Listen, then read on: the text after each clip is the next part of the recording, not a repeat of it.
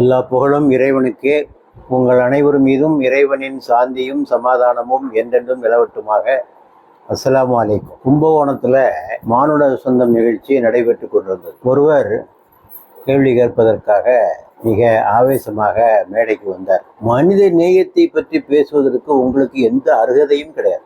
ஆண்டுதோறும் பக்ரீத் என்ற பெயரில் லட்சக்கணக்கான ஆடுகளையும் மாடுகளையும் கொன்று குவிக்கிற உங்களுக்கு மனிதநேயம் பற்றி பேசுவதற்கு என்ன அருகதை இருக்கிறது என்று மிக ஆவேசமாக பேசினார். மக்களில் பலரும் இது போன்ற ஒரு சந்தேகத்தை வைத்திருக்கிறார்கள். ஏன் சார் இப்படியெல்லாம் ஆட்டெல்லாம் போட்டா இருக்கணும், தியாகம் கொடுக்கணும், பலி கொடுக்கணும், இது ஒரு கொடுமை இல்லையா? இதற்கு பதிலாக அந்த பணத்தை எடுத்து நீங்கள் ஏழைகளுக்கு கொடுக்கலாமே என்று, அதன் மூலமாக இறைவனுடைய திருப்தியை பெறலாமே என்றெல்லாம் சொல்லுகிறார்கள். இங்கே சில உண்மைகளை நாம் புரிந்து கொள்ள வேண்டும். முதலாவதாக, இந்த பலி கொடுப்பதனுடைய நோக்கம் என்ன என்பதை புரிந்து கொள்ள வேண்டும். பல்வேறு சித்தாந்தங்களில் இந்த மிருகப்பலி கொடுப்பதை பல்வேறு நோக்கங்களுக்காக நிறைவேற்றப்படுகிறது. இறைவனுடைய கோபத்தை தணிப்பது, சீற்றத்தை தணிப்பது, ப்ரோபிட்டியேஷன் ஆஃப் காட் என்று சில தத்துவங்கள் சொல்கின்றன. சில சூழ்நிலைகளில் தேவதைகளை திருப்திப்படுத்துவதற்காக கொடுப்பது, மழைக்காக கூட பலி கொடுப்பது, நதி வறண்டு விட்டால் பலி கொடுப்பது. எகிப்தில் நைல் நதி வறண்டு போச்சு. அங்கே நைல் நதியில் ஒவ்வொரு வருஷமும் என்ன செய்வாங்கன்னா, நைல் நதியை திறந்து ஓட வேண்டும் என்றால் ஒரு பெண்ணை நரபலி கொடுப்பார்கள். அதன் மூலமாக அதனால்தான் நைல் நதி தொடர்ந்து ஓடுகிறது என்ற ஒரு நம்பிக்கை அவர்களுக்கு இருந்தது. இன்னும் சிலர் வியாபாரம் பெறுவதற்கு கூட நரபலி செய்வார்கள், பெற்ற குழந்தையை கூட நரபலி செய்வார்கள் என்றெல்லாம் பல கருத்துக்கள் இருப்பதை நாம் பார்க்கிறோம்.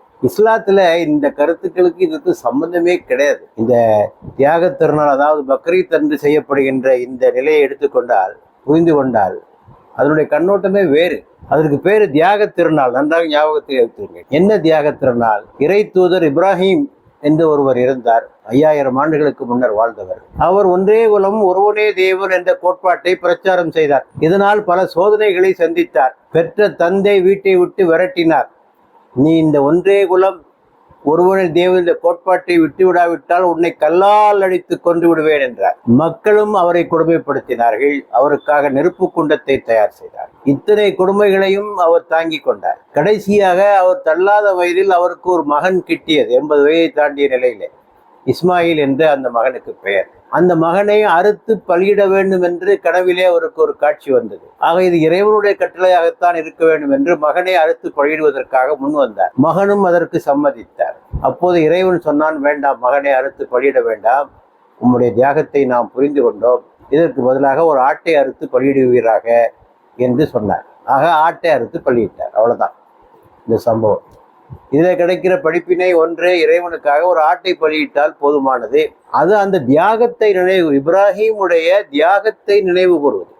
இப்ராஹிம், இஸ்மாயில் அலைஹிஸ்ஸலாம் ஆகியோருடைய தியாகத்தை நினைவு கூறும் முகமாக செய்யக்கூடிய ஒரு கடமையை, சிம்பாலிக் ஆக்ட், ஒரு அடையாளமான ஒரு காரியமே தவிர வேறு ஒன்றும் இல்லை. அதன் மூலமாக நரபலி கொடுப்பதும் தடை செய்யப்பட்டது என்பதையும் நாம் அறிகிறோம். அந்த இறைச்சியும் வீணாவதில்லை.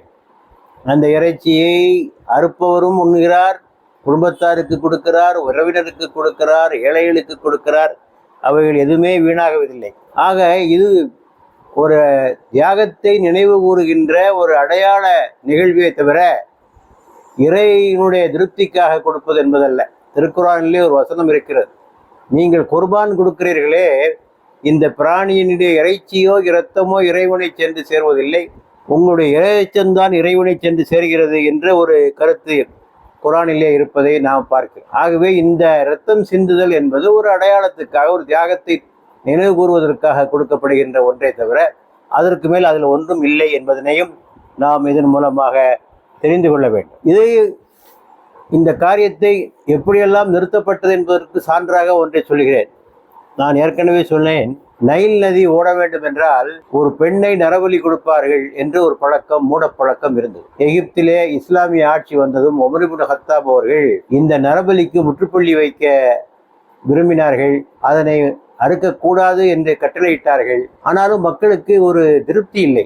அந்த ஆண்டு வறண்டு விட்டது, நைல் நதி வறண்டு விட்டது. பார்த்தீங்களா, இந்த வழக்கமாக நம்ம கொடுக்குற நரபலியை கொடுத்துருந்தா நைல் நதி ஓடி இருக்கும் என்றெல்லாம் மக்கள் பேசிக்கொள்ள ஆரம்பித்தார். அங்கே இருக்கிற ஆளுநர் உமர் கத்தாபுக்கு சொன்னார், இந்த மாதிரி மக்கள் மத்தியிலே ஒரு பரபரப்பாக இருக்கு, பேசிக்கிட்டே இருக்காங்க. அப்போ அவர் ஒரு கடிதத்தை கொடுத்து அனுப்பினார். இந்த கடிதத்தை கொண்டு அந்த ஆற்றுல போடுங்க என்று சொல்லி அனுப்பிட்டார். அந்த கடிதத்தில் என்ன தெரியுமா எழுதியிருந்தது என்பதை பாருங்கள்.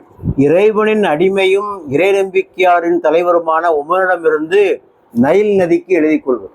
நைல் நதிக்கு ஒரு கடிதம் எழுதுகிறார். நீ உனது ஆற்றலினாலும் விருப்பத்தினாலும் தான் ஓடுகிறாய் என்று எண்ண வேண்டாம். மாறாக அனைத்தையும் தன் கட்டுப்பாட்டில் வைத்திருக்கும் இறைவனின் வல்லமையால் தான் ஓடுகிறாய். இறைவனே உன்னை ஓடச் செய்கிறான்.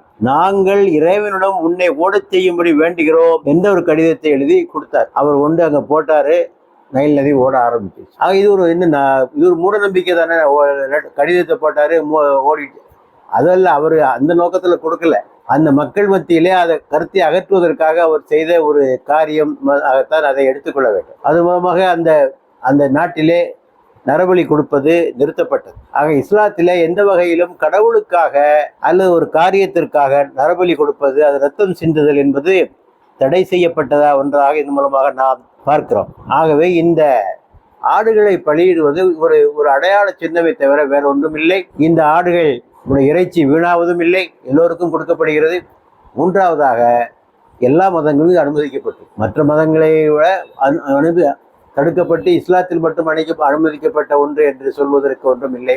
ஆகவே இதில் தவறாக எடுத்துக்கொள்வதற்கு ஒன்றுமே இல்லை என்பதை மக்கள் புரிந்து கொள்ளலாம். அன்புக்குரிய நேயர்களே, உங்களுக்கு ஒரு வேண்டுகோள்.